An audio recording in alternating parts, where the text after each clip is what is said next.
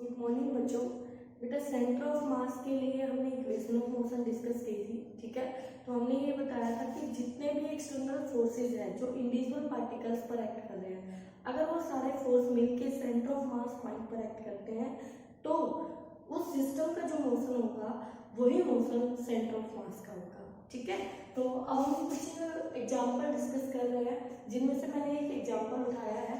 किसका है कि कोई फायर क्रैकर है और मिड एयर में वो एक्सप्लोड हो गया, एक्सप्लोजन हो गया है, तो उसके जो बाकी पार्टिकल्स हैं, फ्रेगमेंट्स हैं, वो अपना एक ट्रेजेक्ट्री रिप्रेजेंट करेंगे, लेकिन जो सेंटर ऑफ मास होगा उसकी ट्रेजेक्ट्री वही होगी जो पहले फायर क्रैकर की थी, ठीक है।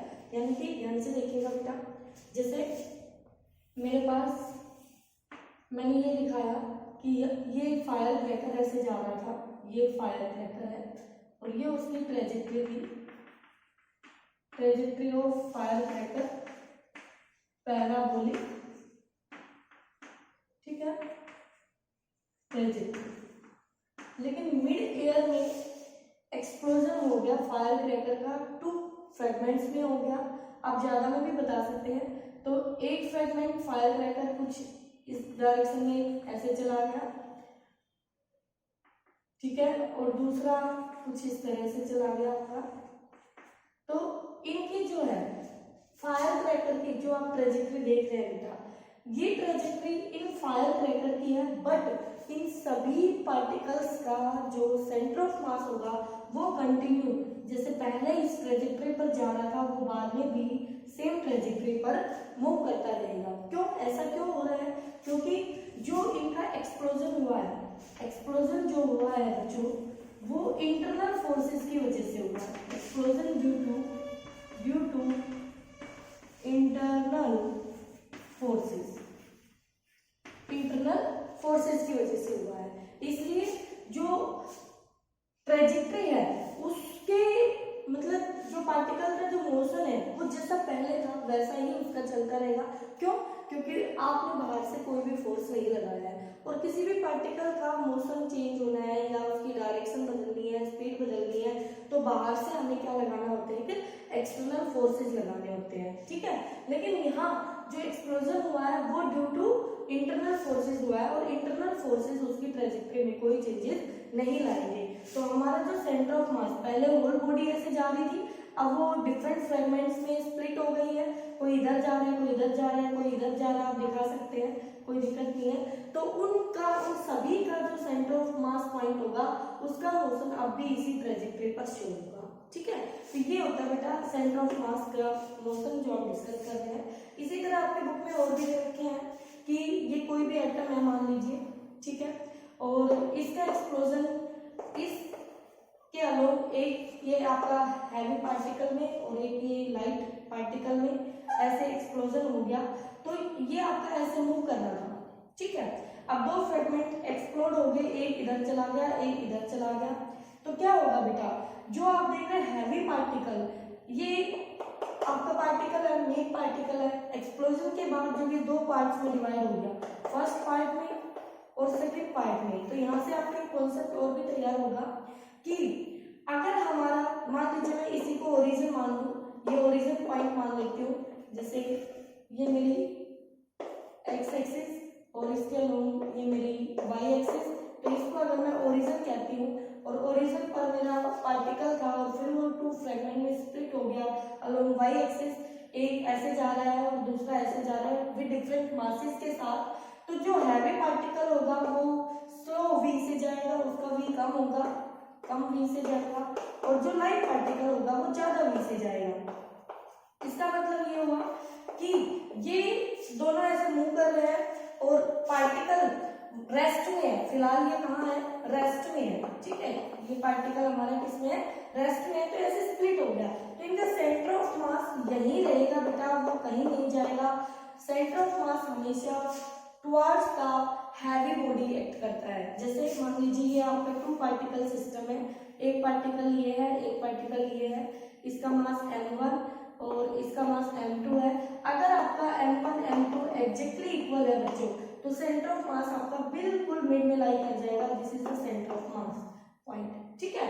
लेकिन अगर इनमें से कोई भी मास कम या ज्यादा है, फॉर एग्जांपल मान लीजिए m1 बड़ा है m2 से, तो उस सिचुएशन में सेंटर ऑफ मास शिफ्ट कर जाएगा टुवर्ड्स द हैवी बॉडी। किसकी तरफ शिफ्ट कर जाएगा? Towards the heavy body.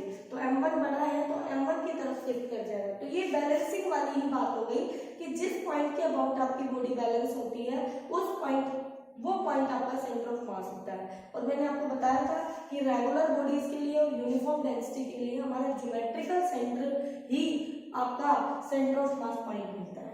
ठीक है, तो अगर ये पार्टिकल रेस्ट में था तो ये सिचुएशन थी बच्चों। अगर यही पार्टिकल आपका मोशन में होता, एक्स के अलोंग मूव कर रहा होता और फिर ये एक्सप्लोड हो जाता टू डिफरेंट डायरेक्शंस में, जैसे ये पार्टिकल आपका और ये आपकी एक्स एक्सिस है, इसमें ये ऐसे जा रहा है, v वेलोसिटी से जा रहा है, तो यहाँ पर दो फ्रेगमेंट में ये ऐसे स्प्लिट हो गया, एक फ्रेगमेंट में ऐसे और एक में ऐसे। तो बच्चों जिस टाइम पर दोनों फ्रेगमेंट, एक पार्टिकल यहाँ पहुंचा, ठीक है, इसको हम मेन पार्टिकल को अपना थोड़ा सा और बड़ा दिखा लेते हैं, ये हमारा मेन पार्टिकल है, और दूसरा इसका जो फ्रेगमेंट होगा वो आपको यहाँ मिलेगा। यानी जो आपका स्मॉल पार्टिकल होगा वो आपका लार्ज वेलोसिटी से जाएगा और जो आपका हैवी पार्टिकल होगा वो आपका स्लो वेलोसिटी से जाएगा।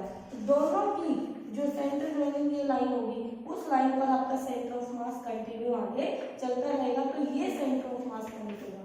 इसी तरह और आगे जाएगा पार्टिकल तो ये यहाँ पहुंचेगा, इतनी दूरी में ये पार्टिकल यहाँ पहुंच जाएगा, क्योंकि स्मॉल पार्टिकल है तो हमेशा centre of mass near the heavy body act करता है। ठीक है, अदर एग्जांपल आप अपनी बुक से रीड कर सकते हैं और फिर भी अगर आपको कोई डाउट आता है तो आप डिस्कस करें मेरे साथ। ठीक है, अब मैं बात करूंगी, क्योंकि हम यहाँ पर एंगुलर मोशन डिस्कस करेंगे बॉडी का।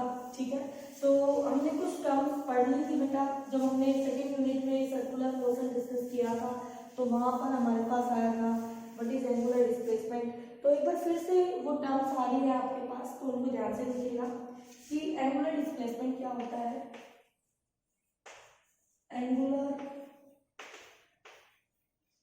डिस्प्लेसमेंट, जब एक बॉडी आपकी ऐसे एक सर्कल पर चलती है बच्चों, यहाँ से ए पॉइंट से बी पॉइंट तक अगर वो बॉडी गई है तो उसने सेंटर पर इस सर्कुलर ट्रैक पर चलते हुए सेंटर पर जो एंगल ट्रेस किया है, दिस इज द, ये आपका थीटा एंगुलर डिस्प्लेसमेंट होता है। क्या होता है? Angular displacement. और इसकी यूनिट क्या होती है बच्चों हमारे पास? इसकी यूनिट आती है रेडियन। क्या आती है? रेडियन। ठीक है, इसी तरह से, और ये आपकी क्या है? वेक्टर क्वांटिटी है। कैसी है?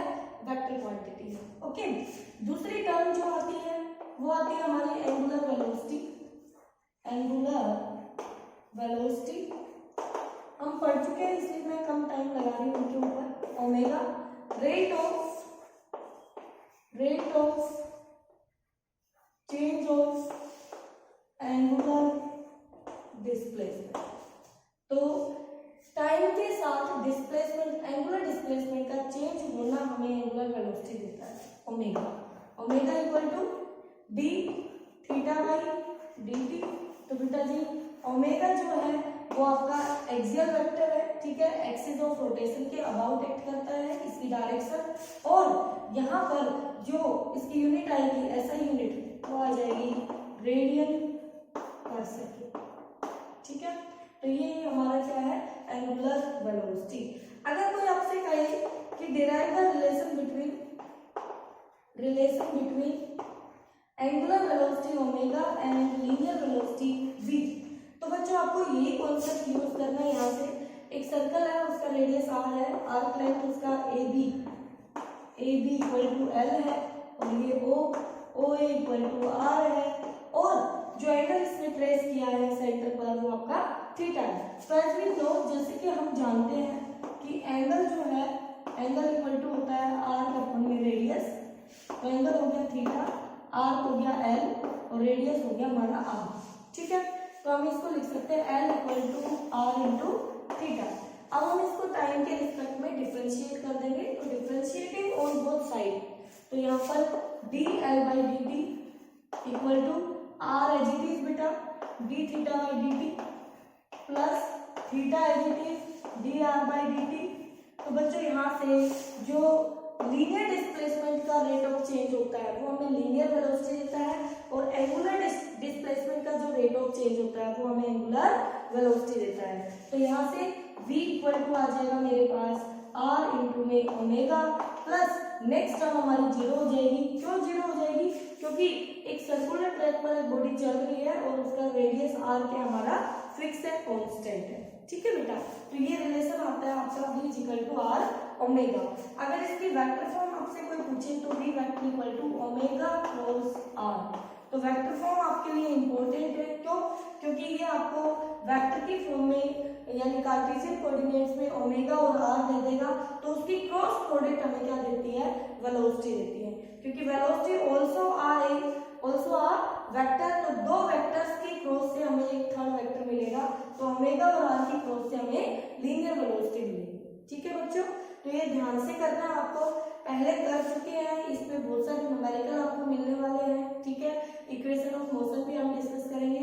तो एक छोटा सा रिलेशन और आता है, और वो आता है एंगुलर एक्सेलरेशन का। तो एंगुलर एक्सेलरेशन क्या होता है वो देखिए आप ध्यान से। एंगुलर